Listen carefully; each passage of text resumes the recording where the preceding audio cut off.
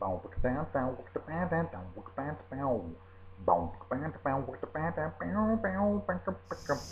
folks, BC here. You're watching BC's Deuce and Guns. Today I'm going to combine my love of diesel and firearms. Now when an air rifle diesels, what's happening is, because my shooter's out today, what's happening is there's some oil left in the chamber or in the barrel that's actually igniting under the immense pressure of the air rifle. You can use, got some pellets here, you can actually put lip balm inside the skirt of the pellet, you know, the back end of the pellet. Today I'll be using 3-in-1 oil. Now before we get started, I do want to point out that your air rifle was not designed to do this. It was not designed to make these pressures, have anything igniting inside the barrel or chamber. So you run a very good risk of blowing out the O-ring, the seal for the actual piston. You could damage your rifle, you could damage yourself. There's all kinds of things that could go wrong here. So before you even think about doing this yourself, remember that you're responsible for your own doing here. Now there are plenty of videos out there showing you how you can purposely diesel a high performance air rifle. What I'm going to do today is see if that extra performance that you get, or performance that you get out of dieseling one, actually gives you increased speed and or affects accuracy anyway. Now today I'll be shooting the Crosman Destroyer X pellets. They have a weight of 7.4 grains. It's a normal pellet with the actual skirt in the back, and it's got kind of a hollow pointy type deal in the front.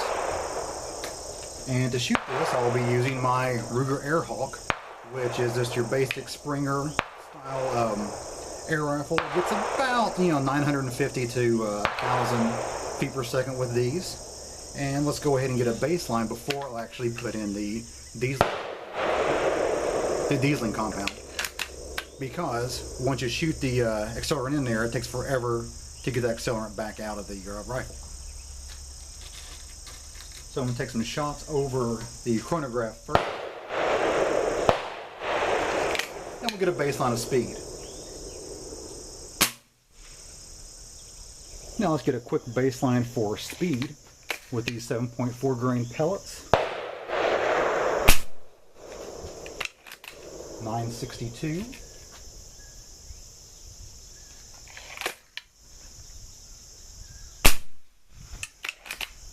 960,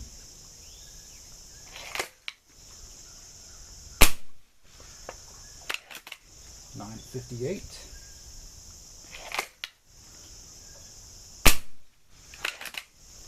958 again,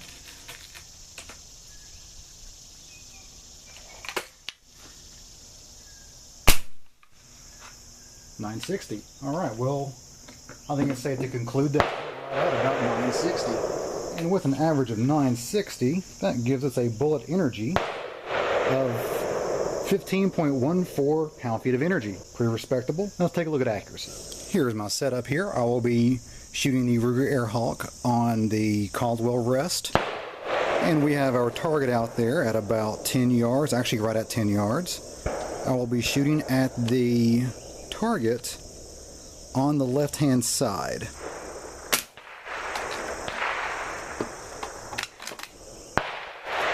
Not a bad shot.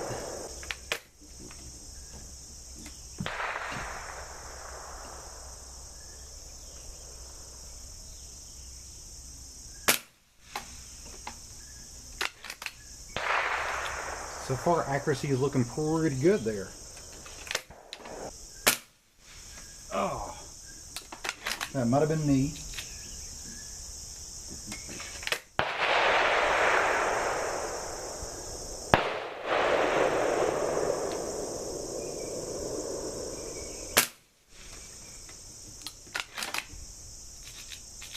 I've lost count.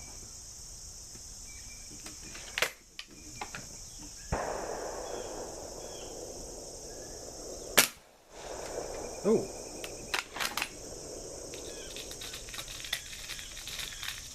Look, it might be streamed upward a little bit.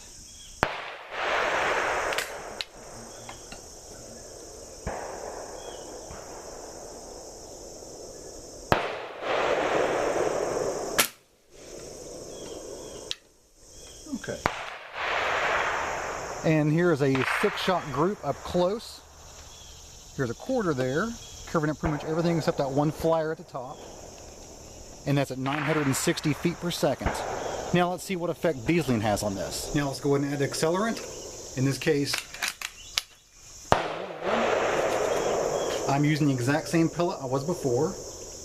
What was the weight? 7.4 grains. I'm just going to take a dab, just a tiniest dab. I'm not filling up the skirt, I'm just putting just a little bit in there. There should be a definite sound difference. Nice little crack. Let's see what it does with the speed. Now I've got several pellets pre-filled with 3-in-1 oil. See what kind of speed we get out of this. Quite a smoke too. Whoa! 1183. Sounds like a 22 going off. Again, this is the exact same pellet. 1183.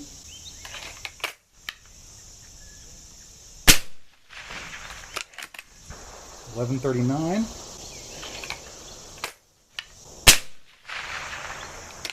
1191. Quite a big spread there. Not that conducive for accuracy. 1092. Good thing I bought this Ruger Airhawk as refurbished, because if I blow it up, it's not that much of a loss. 1098. Boy, you really smell that smoke. Do some calculations here. I don't know what the average was in that. I really didn't keep pace with it, but let's just say like 1145, because I had some 1160s in there and whatnot. So let's see here. That jumps up the energy to 21.53 foot-pounds of energy. That's a pretty good increase. I'm surprised with that. Let's see what it does to accuracy. Shooting for accuracy now with the diesel pellet. You can see the other non-diesel target still up there. Go ahead and zoom in on the diesel one. I've actually got it marked with a D right at the very top of it. Do 6 shots.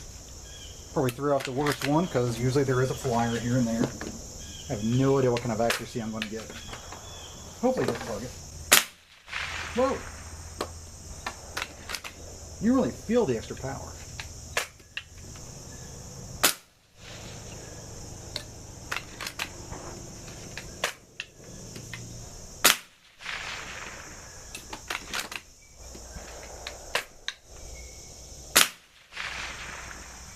I really expected this to be worse as far as accuracy goes. I may have been wrong. Looks like there's a flyer.